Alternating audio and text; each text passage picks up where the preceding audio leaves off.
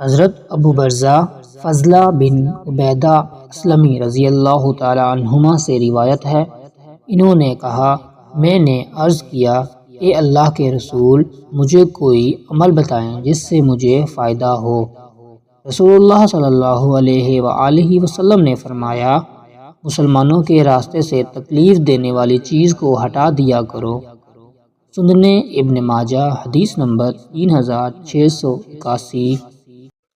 حضرت ابو ہریرہ رضی اللہ تعالی عنہما سے روایت ہے، نبی صلی اللہ علیہ وآلہ وسلم نے فرمایا، ایک درخت کی ٹہنی راستے میں تھی، اس سے لوگوں کو تکلیف ہوتی تھی، ایک آدمی نے اسے ہٹا دیا تو اسے جنت میں داخل کر دیا گیا۔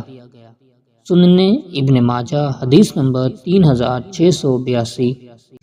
حضرت ابو ذر جندب بن جنادہ غفاری رضی اللہ تعالیٰ عنہ سے روایت ہے، نبی صلی اللہ علیہ وآلہ وسلم نے فرمایا، میرے سامنے میری امت اپنے اچھے اور برے اعمال کے ساتھ پیش کی گئی، میں نے اس کے اچھے اعمال میں راستے سے تکلیف دہ چیز، پتھر، کانٹا وغیرہ ہٹانا بھی پایا، اور اس کے برے اعمال میں وہ تھوک پایا جو مسجد میں تھوکا گیا ہو اور اس پر مٹی نہ ڈالی گئی ہو۔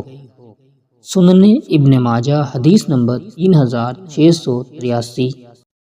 حضرت سراقہ بن جوشم رضی اللہ تعالی عنہ سے روایت ہے، انہوں نے فرمایا، میں نے رسول اللہ صلی اللہ علیہ وآلہ وسلم سے سوال کیا کہ ایک گمشدہ اونٹ میرے حوض پر آ جاتا ہے، جو میں نے اپنے اونٹوں کو پانی پلانے کے لیے بنایا، سنوارا اور لیپا ہے، اگر میں اس گمشدہ اونٹ کو پانی پلا دوں تو کیا مجھے ثواب ملے گا؟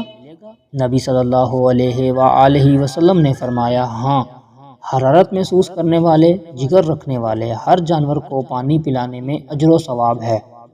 سنن ابن ماجہ حدیث نمبر 3686۔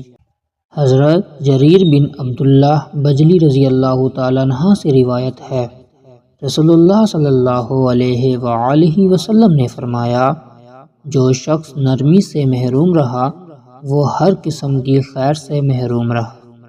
سنن ابن ماجہ حدیث نمبر 3687۔